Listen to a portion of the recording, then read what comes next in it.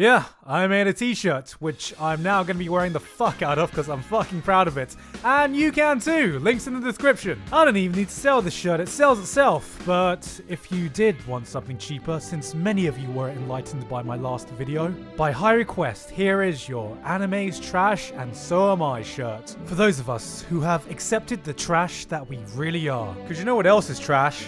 Attack on Titan. Sorry, I couldn't resist. You know, at first, I wasn't such a big fan of this opening, but after listening to it for about 10 times now, I can say, whoa! Fucking Jesus Christ! So with the second season of Attack on Titan almost said and done now, regardless of how it wraps up in these coming weeks, I've actually enjoyed it a considerable amount, even more so than the first season. So it comes as a little surprise to me that, no one's really talking about it. What the fuck was Levi this season? Alright, it's not really that no one's talking about it. View counts are higher than pretty much every other show this season, so obviously people are watching it. But the overall spread and attention it's getting is but a speck to what it was in the first season. There's a clear acknowledgement that it's out, but no real excitement or hype surrounding it. And it says volumes that this has been a far more common conversation for me this season. So are you enjoying Attack on Titan after waiting these 4 years? Yeah, I mean, it's cool. More importantly, have you heard about our new Lord and Savior, Eromanga Sensei? I see you too have reached enlightenment. Yes, shows like Eromanga Sensei and Boku no Hero Tournament arc hype have been taking up all the discussions, memes, and general attention within the anime community, which, we're not denying the true masterpiece that is Eromanga Sensei, is certainly surprising considering the rare worldwide phenomenon the first season was in the world of anime. What happened? Is the second season just a shadow of what came before? Can hype for one of the hottest anime ever die out that quickly? Or is Eromanga Sensei really that good? Now, I have no doubt that many will have found this season underwhelming with its shift in tone and focus, but it's for that reason I've actually enjoyed it more. It's no longer the action-packed bombastic thrill ride of season 1, but it's introduced this mystery horror element with much more of a focus on building up side characters that moves at a slower pace, which in my opinion kind of addressed some of the problems I had in the first season. Attack on Titan season 1 was always a thrilling and enjoyable but ultimately kind of empty ride. It thrived on its interesting premise, explosive direction, constant twists and turns, and one of the strongest starts I can think of in anime. But after the series ended, everything felt a bit hollow. It didn't feel like we got much actual progression after the first few episodes due to the slowdown in pacing. Titans went from scary to stupidly funny, and no characters, especially the main trio, were particularly well developed or engaging. We'd mourn the loss of characters not because we were attached to them, but because they were useful to humanity or had some cute quirk in some way, which, while shocking when they happened, ultimately didn't mean anything. It was a show that was exciting because of its shock factor, but as that wore off, it ceased being that special. What this new season has done in my eyes is stop trying to make Titan this thrilling but empty ride. It started off by stamping its mark with the most gut-wrenching death sequence the series had seen so far, reminding us that Titans are indeed terrifying, even if the designs can still walk the fine line between unsettling and stupidly hilarious because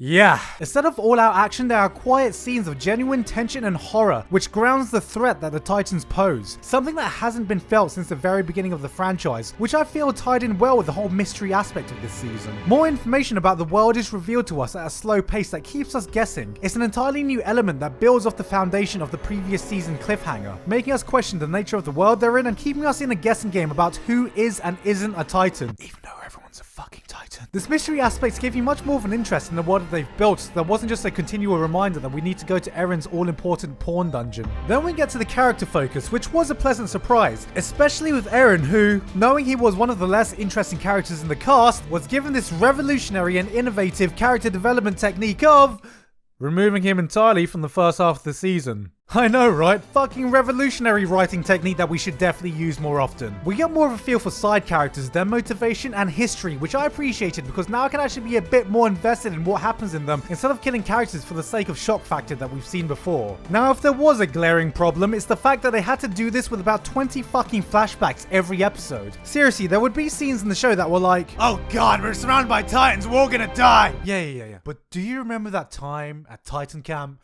when you were being a total stubborn bitch, Krista? What the fuck has that got to do with anything? Yes, we had several episodes where half the damn episode was a flashback, but hey, it worked for Lost, right? So why shouldn't it work here?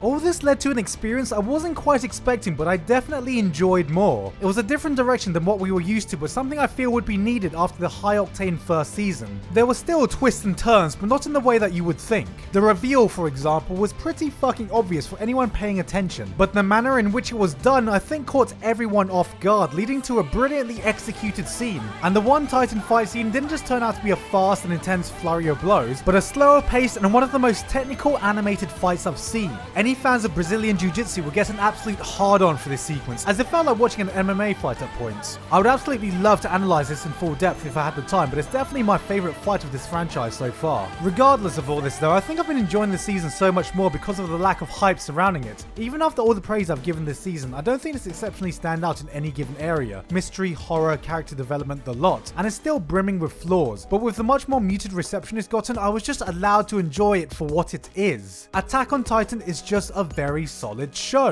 and always was. No masterpiece by any means, but still highly enjoyable. And I guess that's the advantage with less hype, when every little moment isn't being memed, each intricate detail being dismantled and analysed over and over, because no matter how fond you are for a series, there will reach a point when you'll get bored hearing about it, discussing the same points again and again with different people, seeing the same jokes passed around. As whether or not Attack on Titan was overrated is debatable, whether or not it was overhyped was unquestionable.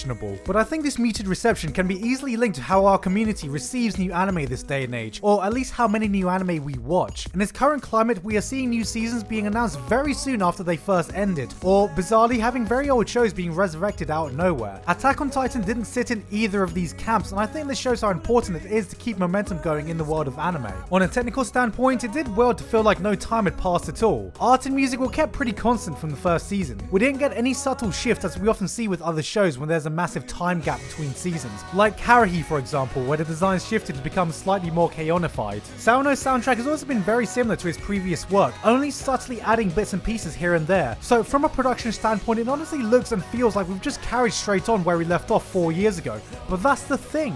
It was 4 years ago. As an anime community, we just move on very fast. Any show, no matter how hot, will be largely old news in a matter of months when the next season rolls around, let alone the years we had to wait for Attack on Titan. We don't see this rise in popularity season to season in the same way we see with Western shows like Breaking Bad or with the Game of Thrones of today. In fact, it's the opposite. A series will rarely continue rising in popularity per season unless we have some kind of long-running shonen that is ongoing without breaks. And I don't think there's a better candidate to illustrate this than what we've seen with Attack on Titan. And because of this, I think the show is the perfect case study for how hype affects the perception of a show and how quickly we move on as a community. In the end, the biggest thing this season has going against it, aside from the 4-year wait, was its 12-episode run. It's done what it needed to do, but there aren't enough episodes to build up to a proper climactic payoff. So it baffles me with the thinking behind giving one of the hottest anime properties of all time just 12 episodes to stamp back its momentum. God knows how long we'll have to wait to see if we'll get a continuation, so if viewers hadn't converted to the manga already, I'm sure this short season will convert even more people to.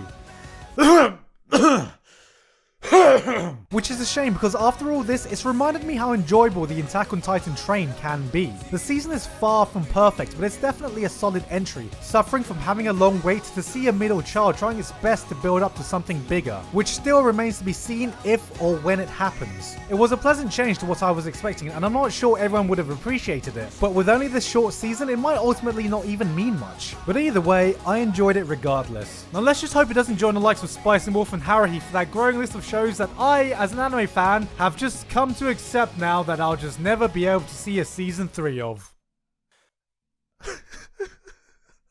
I'm not crying, you're crying! Hey guys, hope you enjoyed the video. Thank you very much this month to the Mouse Potatoes, Sam Woo, Basil, The Watts, Junie Hime, and everyone else on Patreon for helping to support me for this month and making this video possible. And I was just told by coincidence that Bookwalker are having a 50% off deal for Attack on Titan manga till the 20th of June as well, so yeah, that's the thing, you know the deal. A lot of you did ask for them, so if you want the t-shirts, you can get them in the links in the description or the annotations below. I'm just out shilling Jeff today, aren't I? Well, I do need all that spare cash for all the figurines I'm going to be buying at AX. Anyway, that's it from me. I've been Gigguk, and I'll see you all next time.